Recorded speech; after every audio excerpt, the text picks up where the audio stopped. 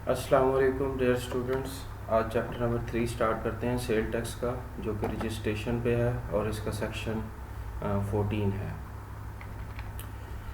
तो स्टार्ट करते हैं। Registration means registration of a person under cell tax act 1990।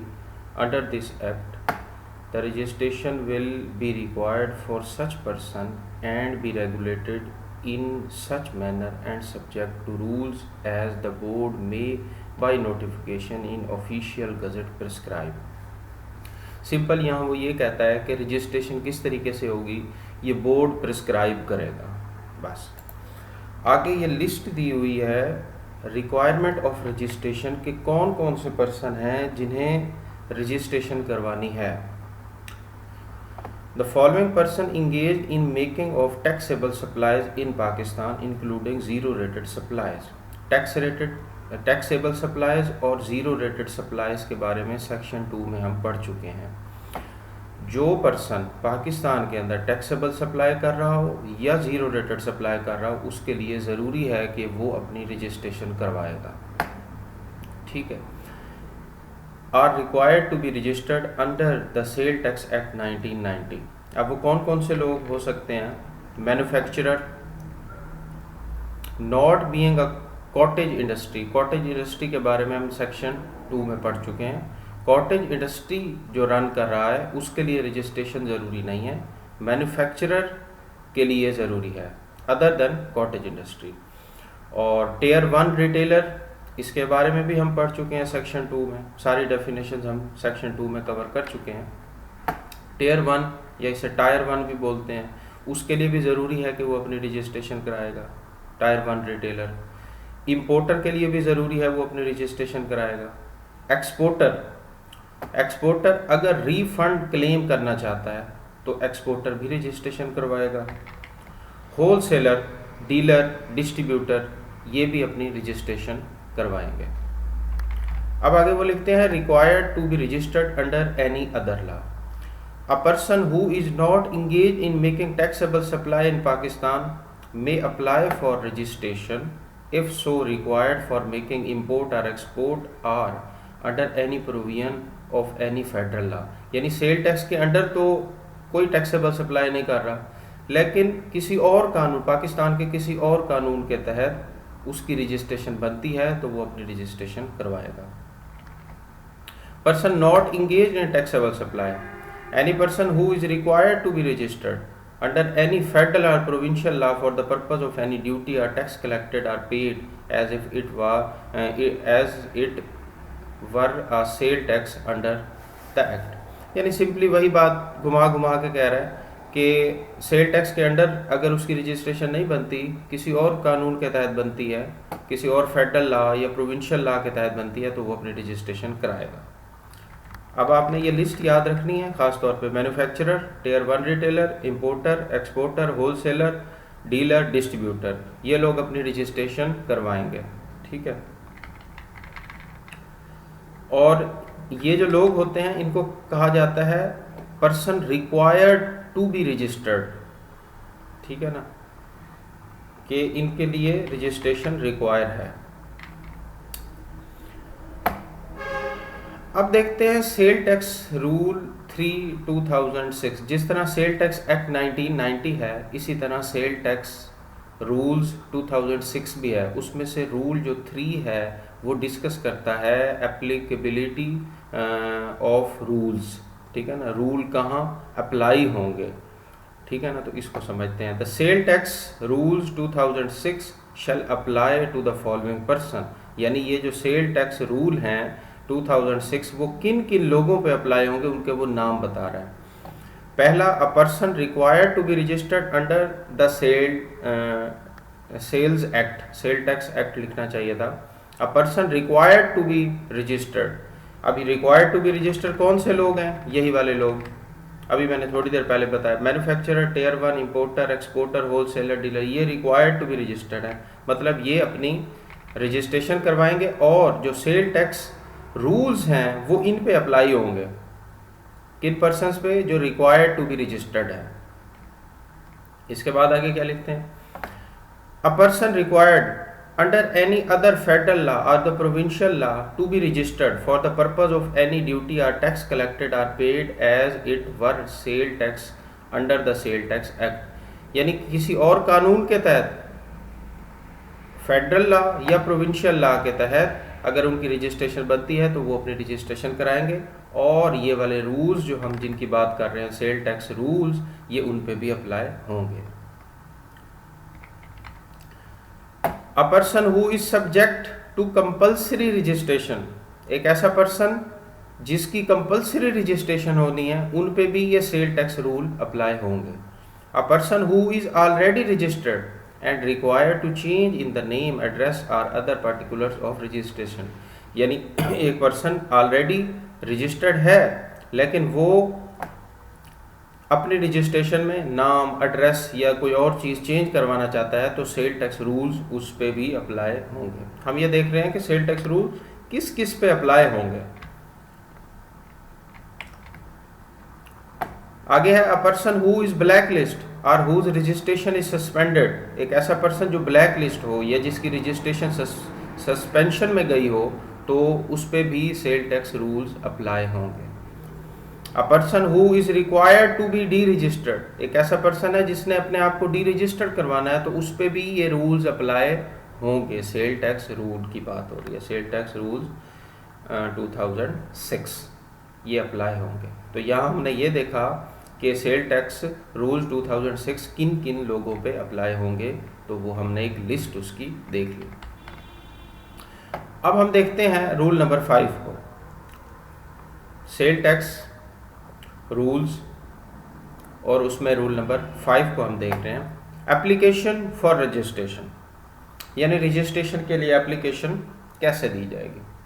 A person required to be registered, यानी एक ऐसा पर्सन जो रिक्वायर्ड टू बी रजिस्टर्ड की लिस्ट में आता है, यानी क्या, यानी या तो वो इंपोर्टर है या एक्सपोर्टर है या होलसेलर है या डीलर है, डिस्ट्रीब्यूटर है, टियर 1 रिटेलर है, मैन्युफैक्चरर है, कोई भी हो सकता है, मतलब वो रिक्वायर्ड टू बी रजिस्टर्ड की लिस्ट में आता है, उसके बारे में बात हो रही है। A person required to be registered under the act shall before making any taxable supplies, यानी एक ऐसा पर्सन जो रिक्वायर्ड टू बी रजिस्टर्ड की लिस्ट में आता है, वो टैक्सेबल सप्लाई करने से पहले, ये नहीं है कि टैक्सेबल सप्लाई कर लेगा और उसके बाद रजिस्ट्रेशन कराएगा, ऐसी बात नहीं। और ये टैक्सेबल सप्लाई करने से पहले apply for registration through owner, अपनी रजिस्ट्रेशन करवाएगा थ्रू ऑनर। अगर वो ऑनर है, सोल प्रोप्राइटरशिप है, तो उसका ऑनर अप्लाई करेगा। अगर कंपनी है तो उसका ऑथोराइज्ड डायरेक्टर अप्लाई करेगा, ठीक है। अगर पार्टनरशिप है तो ऑथोराइज्ड पार्टनर अप्लाई करेगा रजिस्ट्रेशन के लिए। और किस तरीके से, on computerised system, manual system नहीं है, कंप्यूटराइज सिस्टम के FBR की वेबसाइट खोलेगा, वहाँ जाके अप्लाई करेगा। इन द फॉर्म STR1, ये फॉर्म का नेम याद रखना है, STR1, ये जो फॉर्म होता है ये रजिस्ट्रेशन के लिए यूज़ होता है। इसके 3 और भी यूज़ हैं, जब आगे आएंगे तो मैं बताऊंगा आपको। Such application will specify the RTO in whose jurisdiction the registration is sought as per criteria given below, namely, जब वो अप्लाई कर रहा होगा रजिस्ट्रेशन के लिए तो अपने RTO को भी स्पेसिफाई करेगा। अब RTO क्या है, रीजनल टैक्स ऑफिस, इसके बारे में मैं आपको चैप्टर नंबर आई थिंक 6 में मैं आपको पढ़ा चुका हूँ पहले ही, RTOs, LTUs के बारे में, LTU और RTO। हर रीजन के, पाकिस्तान में डिफरेंट रीजन्स बनाए गए और डिफरेंट रीजन के डिफरेंट ऑफिसेज हैं। तो जिस रीजन में ये पर्सन रहता है कि जो रजिस्ट्रेशन के लिए अप्लाई कर रहा है, वो अपने मुतल्लिका RTO को स्पेसिफाई करेगा कि मैं किस RTO में एग्जिस्ट करता हूँ, मेरा बिजनेस किस RTO में है। अब उसके RTO की सिलेक्शन के बारे में कुछ रूल्स बताए गए हैं, उसको देखते हैं। In case of public company, अगर पब्लिक कंपनी है, the place where the registered office is located, अगर पब्लिक कंपनी है तो जहां रजिस्टर्ड ऑफिस लोकेटेड है वो RTO सेलेक्ट किया जाएगा। अब यहाँ मैं मिसाल देता हूँ, मिसाल के तौर पे पब्लिक कंपनी है, वो लाहौर में भी काम कर रही है, वो इस्लामाबाद में काम कर रही है, कराची में भी काम कर रही है, लेकिन उसका जो रजिस्टर्ड ऑफिस है ना वो इस्लामाबाद है, तो वो इस्लामाबाद वाला RTO सेलेक्ट करेगा, चाहे उसका बिजनेस पूरे पाकिस्तान में हो। जहां उसका रजिस्टर्ड ऑफिस होगा वही आरटीओ वो सिलेक्ट करेगा जब वो रजिस्ट्रेशन के लिए अप्लाई कर रहा है। अच्छा, इन case of other companies, other company मतलब अब पब्लिक कंपनी नहीं होगी, पब्लिक कंपनी के अलावा कंपनीज अगर हों तो फिर क्या होगा, if company is primarily engage in manufacture or processing the place where the factory is situated, यानी अगर एक ऐसी कंपनी है जो पब्लिक कंपनी नहीं है, ठीक है, और वो कंपनी मैन्युफैक्चर का काम कर रही है या प्रोसेसिंग का काम कर रही है, तो जिस जगह उसकी फैक्ट्री होगी वो आरटीओ सेलेक्ट किया जाएगा, उस रीजन वाला आरटीओ सेलेक्ट किया जाएगा। अब इसकी मिसाल है, एक कंपनी है जो पब्लिक कंपनी नहीं है, प्राइवेट कंपनी अज्यूम कर लें, उसका जो हेड ऑफिस है वो लाहौर में है, लेकिन उसकी जो फैक्ट्री है वो मुल्तान में है, ठीक है, तो वो जो आरटीओ सेलेक्ट करेगा वो मुल्तान वाला होगा, ठीक है। क्यों? क्योंकि वो पब्लिक कंपनी नहीं है। अगर पब्लिक कंपनी होती तो रजिस्टर्ड, जो उसका रजिस्टर्ड ऑफिस होगा वो आरटीओ सेलेक्ट करेगा, उस वाला आरटीओ सेलेक्ट करेगा, और अगर अदर देन पब्लिक कंपनी होगा तो जिस जगह उसकी फैक्ट्री होगी, और ये भी शर्त है कि वो मैन्युफैक्चरिंग का काम कर रहा हो या प्रोसेसिंग का काम कर रहा हो। अब आगे ये है, if company is primarily engage in business other than manufacturing or processing, यानी एक ऐसा बिजनेस है जो मैन्युफैक्चरिंग या प्रोसेसिंग का काम नहीं कर रहा और है भी प्राइवेट कंपनी, पब्लिक भी नहीं है, तो तब क्या होगा, the place where main business activities are actually carried on, तो वो जगह कि जहां उसकी मेन बिजनेस एक्टिविटी हो रही है वो आरटीओ सेलेक्ट करेगा, जिस भी जगह होगा। अब इसकी मिसाल है, एक कंपनी है, एक प्राइवेट कंपनी है जो कि मुल्तान में काम कर रही है, ठीक है ना, उसकी मेन जो बिजनेस एक्टिविटी है वो मुल्तान में है, ठीक है, तो वो कौन सा आरटीओ सेलेक्ट करेगा, वो मुल्तान। कब सेलेक्ट करेगा, जब वो रजिस्ट्रेशन के लिए अप्लाई कर रहा है, और ये ज़रूरी होता है मुतलका आरटीओ को सेलेक्ट करना। In case of person not incorporated the jurisdiction where the business is actually carried on, अब एक ऐसा पर्सन है जो इनकॉर्पोरेटेड नहीं है, यानी वो कंपनी नहीं है, ना पब्लिक कंपनी है ना प्राइवेट कंपनी है, मतलब उनकी इसकी इनकॉर्पोरेशन नहीं हुई, तो jurisdiction where the business is actually carried on, तो जहां वो एक्चुअली बिजनेस कर रहा है वो वाला आरटीओ सेलेक्ट करेगा। उम्मीद है कि आपको समझ आ रही होगी।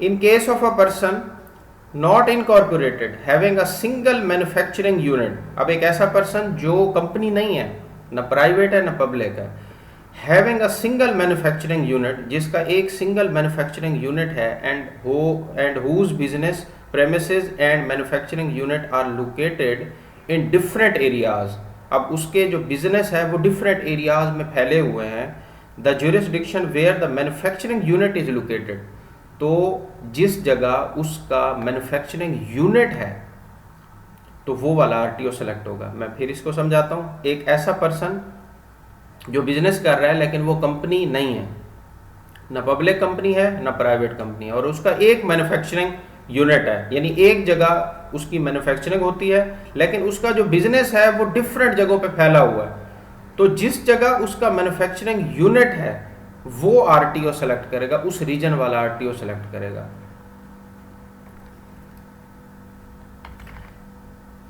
अब आगे वो कहते हैं, provided that the jurisdiction of large tax payer unit shall remain as specified by FPR, यानी बशर्ते के वो जो ज्यूरिसडिक्शन है of large tax payer unit, जिसे एलटीयू भी कहते हैं, shall remain as specified by FPR. अब एक तो आरटीओ होता है, एक एलटीयू होता है। अब एलटीओ कैसे सिलेक्ट होगा वो एफबीआर बताएगा कि कौन सा एलटीओ आपने सेलेक्ट करना है। आरटीओ के बारे में तो उसने बता दिया, पब्लिक कंपनी हो तो फिर कौन सा आरटीओ सेलेक्ट करना है कि जिस जगह रजिस्टर्ड ऑफिस हो, और अगर अदर देन पब्लिक कंपनी यानी प्राइवेट कंपनी हो तो फिर क्या सूरतें हैं। फिर उसने दो सूरतें बनाई, एक मैन्युफैक्चरिंग हो तो तब क्या होगा, एक नॉन मैन्युफैक्चरिंग बिजनेस हो तो तब क्या होगा। फिर उसने आगे जाके कहा कि अगर इनकॉर्पोरेशन नहीं है, ना पब्लिक कंपनी है ना प्राइवेट कंपनी है, तो फिर क्या होगा, और अगर ना पब्लिक है ना प्राइवेट है और मैन्युफैक्चरिंग का काम कर रहा है तो तब क्या होगा। तो उसने डिफरेंट केसेस बता दिए, लेकिन LTU large tax payer unit select करते हुए वो ये नहीं बता रहा कि क्या केसेस हो सकते हैं, वो बता रहा है कि वो FBR स्पेसिफाई करेगा। FBR बताएगा कि कौन सा LTU आपने सेलेक्ट करना है, अगर LTU रिक्वायर्ड है। Provided further that FBR may transfer the registration of any registered person to a jurisdiction where the place of the business or registered office or manufacturing unit is located। अब यहाँ पे ये बताया जा रहा है कि FBR के पास अख्तियार है कि वो किसी भी पर्सन की रजिस्ट्रेशन एक एरिया से यानी एक RTO से दूसरे RTO में ट्रांसफ़र कर सकती है। ये FBR के पास अख्तियार है, यानी FBR किसी एक बिजनेस की रजिस्ट्रेशन मिसाल के तौर पे लाहौर में है, वो मुल्तान में ट्रांसफ़र कर सकती है, इस्लामाबाद में ट्रांसफ़र कर सकती है। तो ये जो है FBR के पास अख्तियार है, ठीक है ना। उसका ज्यूरिसडिक्शन एरिया को चेंज करने का जो अख्तियार है वो सिर्फ FBR के पास है। Provided further that FBR may transfer the registration of registered person to a jurisdiction where the place of the business or registered office or manufacturing unit is located, यानी ऑलरेडी जो जहाँ वो है उसे ट्रांसफ़र कर सकती है किसी और RTO में। अच्छा, हमने ये देखा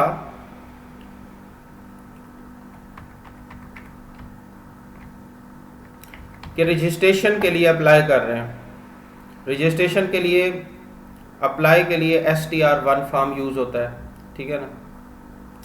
और RTO जब सेलेक्ट किया जाता है तो उसका थोड़ा सा एक क्रिटिकल मरहला होता है, देखना पड़ता है कि पब्लिक है, प्राइवेट है, कौन सी कंपनी है, आया ना पब्लिक है ना प्राइवेट है, तो डिफरेंट उसके केसेस देखे। अब हम देख रहे हैं कि अटैचमेंट टू द एप्लीकेशन, यानी जब एप्लीकेशन के लिए अप्लाई किया जा रहा है तो साथ कौन कौन सी चीज़ें लगा के भेजी जाएंगी। जैसे कि आप किसी भी कॉलेज में या यूनिवर्सिटी में एडमिशन भेजते हैं या किसी जॉब के लिए अप्लाई करते हैं तो अपनी एप्लीकेशन के साथ कोई डॉक्यूमेंट लगा के भेजते हैं। तो इस तरह यहाँ भी है कि जब रजिस्ट्रेशन के लिए अप्लाई किया जा रहा है FBR में तो एप्लीकेशन के साथ साथ कोई डॉक्यूमेंट्स भी लगा के भेजे जा रहे हैं। तो वो कौन कौन से डॉक्यूमेंट हो सकते हैं। The applicant having NTN shall issue his login credential upload the following information and document. अब जो एप्लीकेंट है कौन कौन से डॉक्यूमेंट अपलोड करेगा। Bank account certificate issued by bank in the name of business, जो वो बिजनेस कर रहा है उस बिजनेस के नेम से बैंक अकाउंट हो और उस बैंक अकाउंट का सर्टिफिकेट साथ लगा के भेजेगा एप्लीकेशन के साथ। आगे है registration or consumer number with gas and electricity supply, यानी अगर उसके बिजनेस में गैस और इलेक्ट्रिसिटी सप्लाई है, उसे मिल रही है, तो उसका रजिस्ट्रेशन नंबर, ठीक है, या कंज्यूमर नंबर वो भी भेजेगा। अब वो असल में यहाँ ये बात हो रही है कि जो इलेक्ट्रिसिटी या गैस का बिल आता है ना, उस पे उस बिजनेस का नाम लिखा होना चाहिए, या अगर एक पर्सन सोल प्रोप्राइटरशिप में एक पर्सन बिजनेस कर रहा है और वो रजिस्ट्रेशन के लिए मिसाल के तौर पे अप्लाई कर रहा है, तो वो जो गैस या बिजली का बिल आता है वो उसके अपने नाम से होना चाहिए। ये नहीं है कि और किसी रिश्तेदार के नाम से हो कि जो बिजनेस ही ना कर रहा हो, नहीं, उसके अपने नाम से। अगर वो कंपनी है तो कंपनी के नाम का बिल होना चाहिए, ठीक है। आगे है particulars of all branches in case of multiple branches at various location, यानी अगर एक बिजनेस है उसका हेड ऑफिस किसी एक शहर में है और डिफरेंट शहरों में उसकी ब्रांचेस हैं, तो जितनी भी उसकी मल्टीपल ब्रांचेस है सब की जो इम्पोर्टेंट जो इंफॉर्मेशन है वो भेजी जाएगी, पार्टिकुलर्स ऑफ ऑल ब्रांचेस।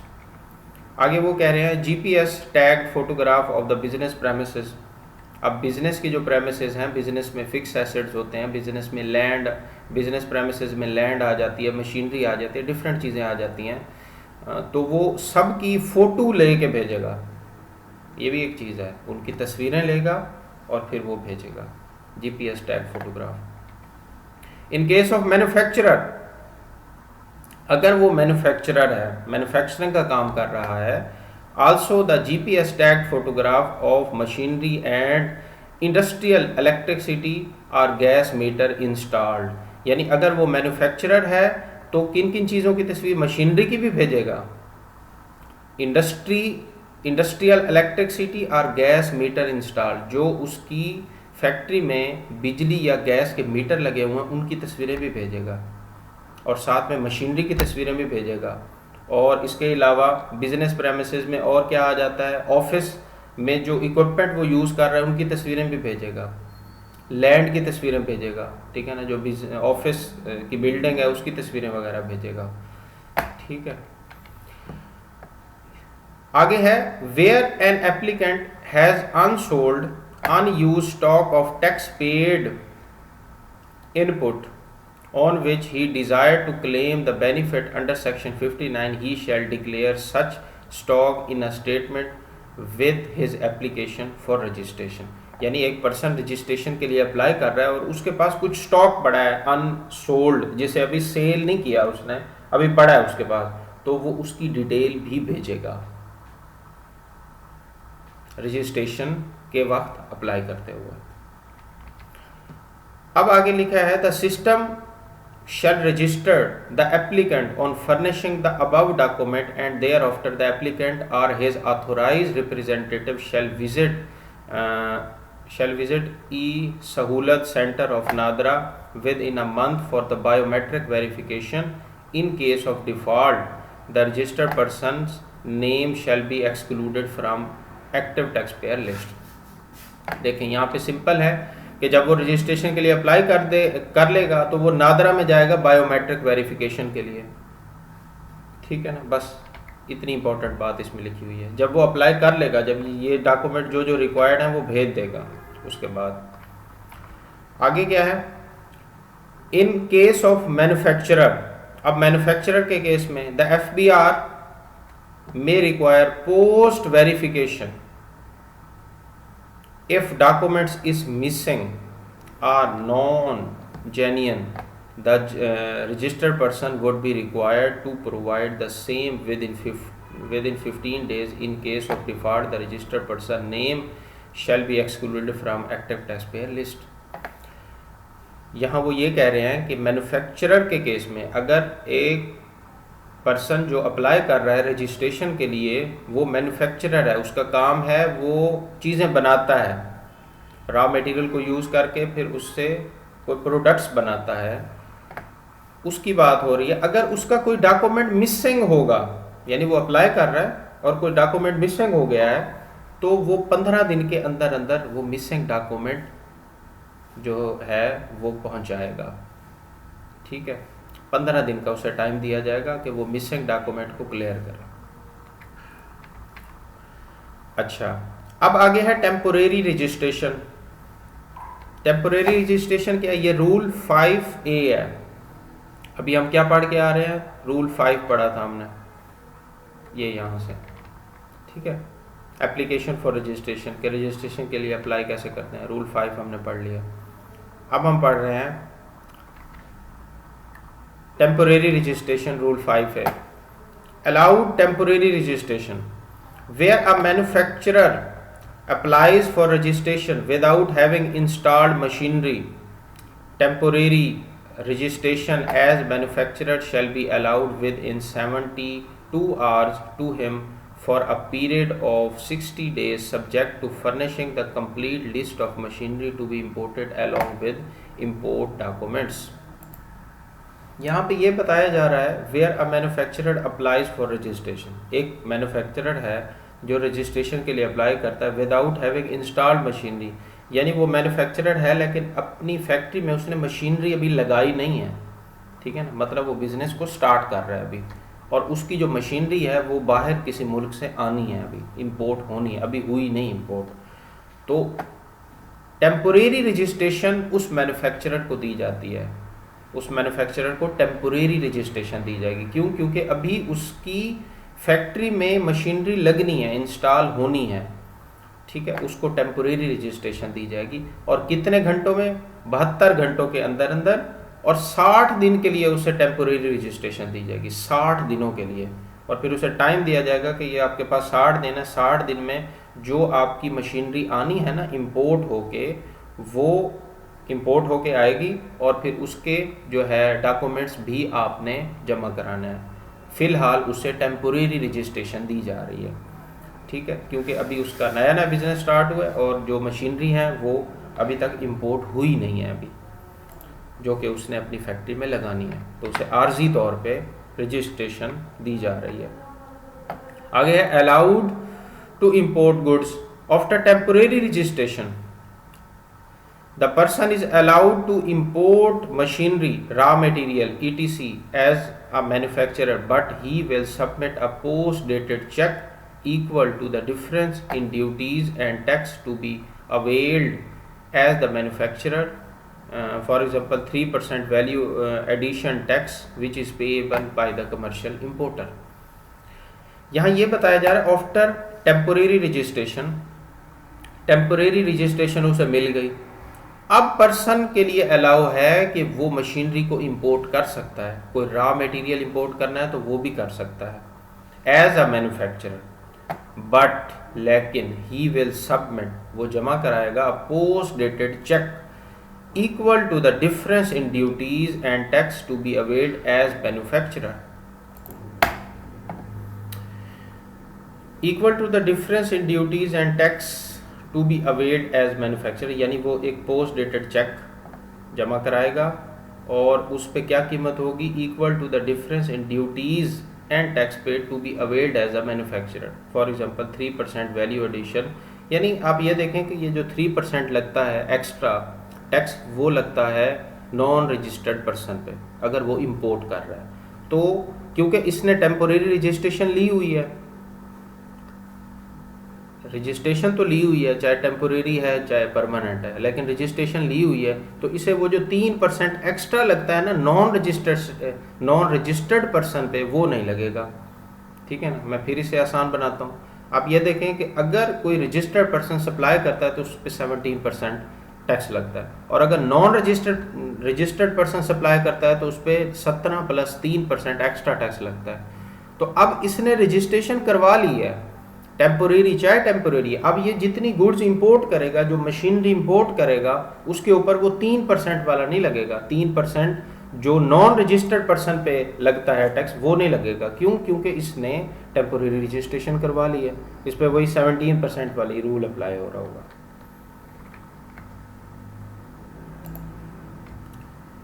अच्छा, आगे है टर्मिनेशन ऑफ रजिस्ट्रेशन।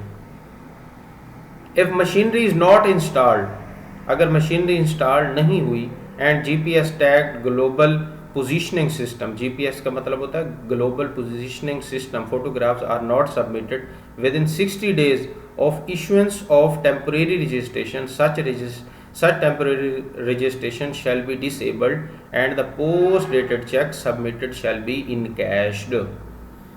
बिल्कुल सिंपल है, टेम्पोरेरी रजिस्ट्रेशन उसे मिली थी 60 दिन के लिए, अब 60 दिन के अंदर अंदर अगर वो जमा नहीं कराता, किन किन चीज़ों को, मशीनरी की तस्वीरें जमा नहीं कराता, ठीक है ना, तो उसकी रजिस्ट्रेशन फिर डिसेबल्ड होगी, उसको जो टेम्पोरेरी रजिस्ट्रेशन मिली हुई है वो अब कैंसिल हो जाएगी। बिल्कुल आसान सा पॉइंट है, कोई मुश्किल नहीं है। उससे टेम्पोरेरी रजिस्ट्रेशन क्यों मिली थी? ताकि वो जो चीज़ें मुल्क से बाहर से इंपोर्ट कर रहा है उस पर 3% एक्स्ट्रा उसके ऊपर टैक्स ना लगे, इसी खातिर उसने रजिस्ट्रेशन ली थी, टेम्पोरेरी आर्जी तौर पे ली थी, ठीक है ना। अगर वो ना लेता तो उस पर फिर 20% लग रहा होता टैक्स। अब उसने टेम्पोरेरी रजिस्ट्रेशन ले लिया, उसने कहा मैं बिज़नेस स्टार्ट करने लगा हूँ, मैंने मशीनरी बाहर मुल्क से मंगवानी है, इंपोर्ट करनी है, तो अब उसे 60 दिन का टाइम दिया गया कि 60 दिन के अंदर अंदर आप मंगवा लो, ठीक है ना, और आपको 3% एक्स्ट्रा वो छूट दी जाएगी, क्योंकि आपको हम टेम्पोरेरी तौर पे रजिस्टर्ड कर रहे हैं, आप सिर्फ 17% ही दोगे, ठीक। और 60 दिन के अंदर अंदर अगर आपने जो मशीनरी आपने लगानी थी फैक्ट्री के अंदर वो नहीं लगाई और उसकी तस्वीरें वगैरह हमें ना भेजी, तो फिर आपकी ये टेम्पोरेरी रजिस्ट्रेशन कैंसिल हो जाएगी। आगे है no input adjustment. A person holding temporary registration shall file monthly return.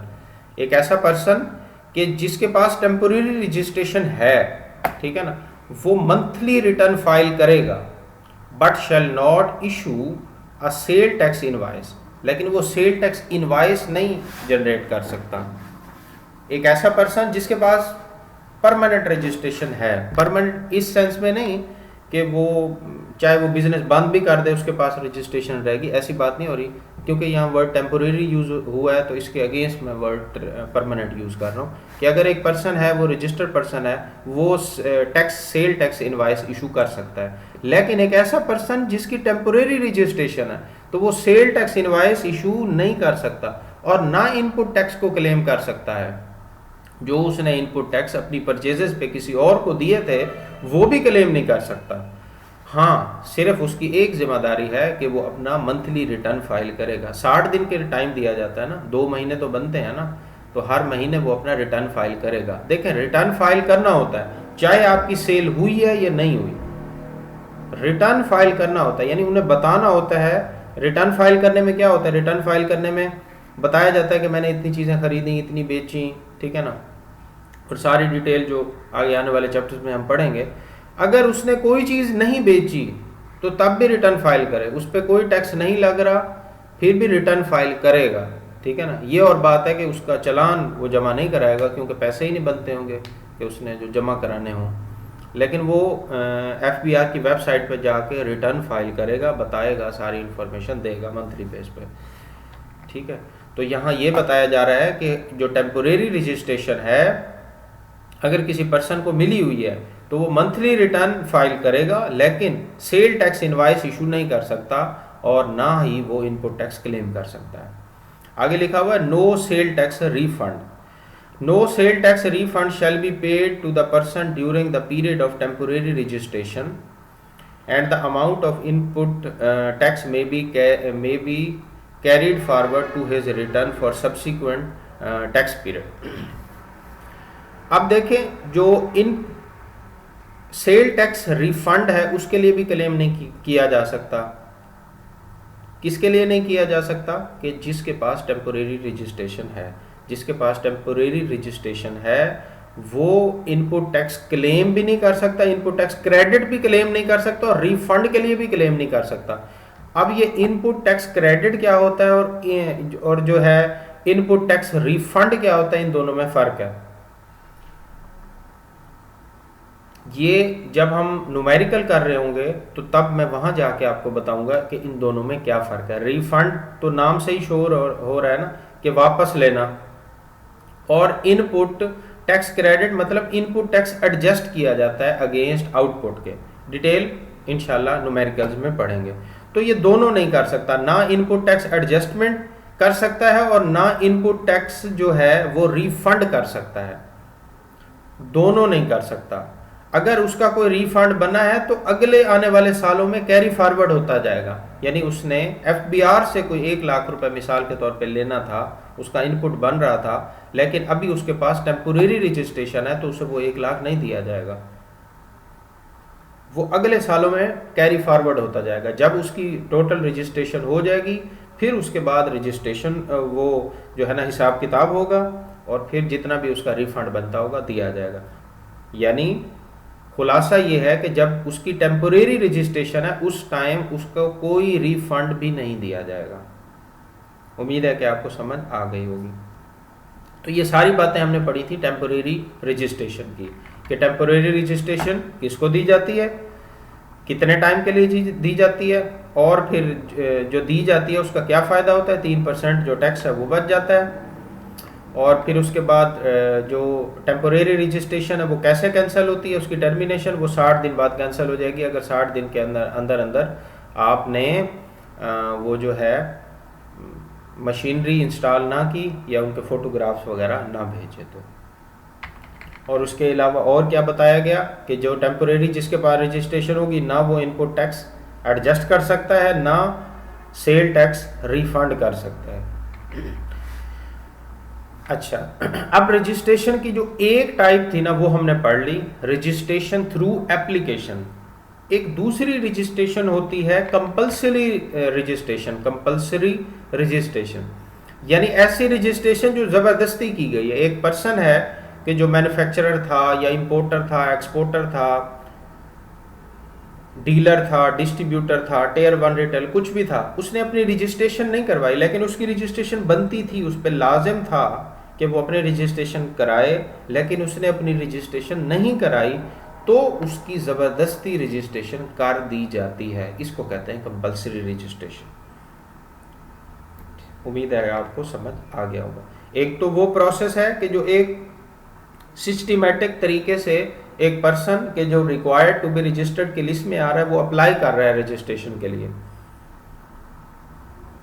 और एक पर्सन है जो रिक्वायर्ड टू बी रजिस्टर्ड की लिस्ट में आता है, यानी इंपोर्टर है, मैन्युफैक्चरर है, डीलर है, कुछ भी है, उस लिस्ट में आता है, लेकिन वो उसने रजिस्ट्रेशन के लिए अप्लाई नहीं किया, तो फिर उसकी ज़बरदस्ती रजिस्ट्रेशन कर दी जाती है और कमिश्नर इनलैंड उसकी ज़बरदस्ती रजिस्ट्रेशन कर देता है। उसके बारे में अब इंफॉर्मेशन बताई जा रही है। तो यहाँ है respond the notice if a person who is required to be registered does not apply for registration, यानी एक ऐसा पर्सन है जो रिक्वायर्ड टू बी रजिस्टर्ड की लिस्ट में आता है लेकिन उसने रजिस्ट्रेशन के लिए अप्लाई नहीं किया, a notice shall be issued to such person, उसे एक नोटिस भेजा जाएगा, giving an opportunity of being heard, यानी उसे अपॉर्चुनिटी दी जाएगी कि आप जो है ना आओ हमारे दफ्तर और अपनी बात बताओ। हम ये देख रहे हैं कि आप जो है इस लिस्ट में आते हो, required to be registered person की लिस्ट में आते हो, आप पे रजिस्ट्रेशन बनती है, आपने नहीं कराई, आप आओ हमारे पास, हमें अपना मुद्दा बयान करो। ठीक है। After receiving a written reply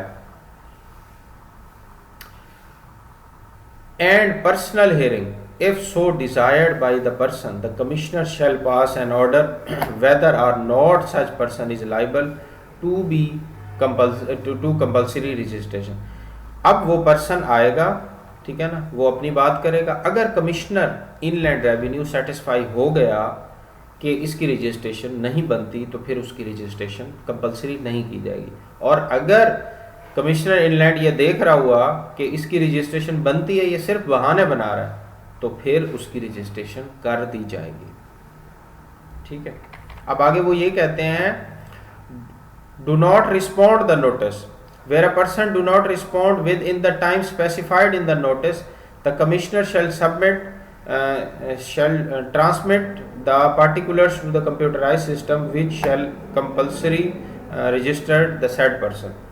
यानी यहाँ ये बताया जा रहा है कि जो नोटिस भेजा था पर्सन को और उसे मौका दिया था कि आप आओ अपनी बात करो, आपको हक है कि अपना मुद्दा बयान करो, वो अलग केस था। अब ये है कि उस पर्सन को नोटिस भेजा गया है और वो जवाब ही नहीं दे रहा, वो आया ही नहीं दफ्तर, ठीक है ना, बात ही नहीं सुन रहा, तो फिर उसकी रजिस्ट्रेशन कर दी जाती है। पहले तो उसे एक मौका दिया जा रहा है ना कि वो आए अपनी बात करे, अगर कमिश्नर इनलैंड सेटिस्फाई होगा तो फिर नहीं करेगा रजिस्ट्रेशन, अगर सेटिस्फाई नहीं होगा तो रजिस्ट्रेशन कर देगा, और वो आ ही नहीं रहा नोटिस पे, बात ही नहीं सुन रहा, तो फिर कमिश्नर इनलैंड उसकी ज़बरदस्ती रजिस्ट्रेशन कर देगा। ठीक है। तो यही वो बात कर रहे हैं, intimation of registration, intimation of compulsory registration shall be sent to the person through courier service. अब उसकी कंपल्सरी रजिस्ट्रेशन करके उस पर्सन को कोरियर के थ्रू भेज दिया जाएगा, उसे कह दिया जाएगा आप रजिस्टर हो गए हो, ठीक है, अब आप जो है ना हमें टैक्स पे करोगे।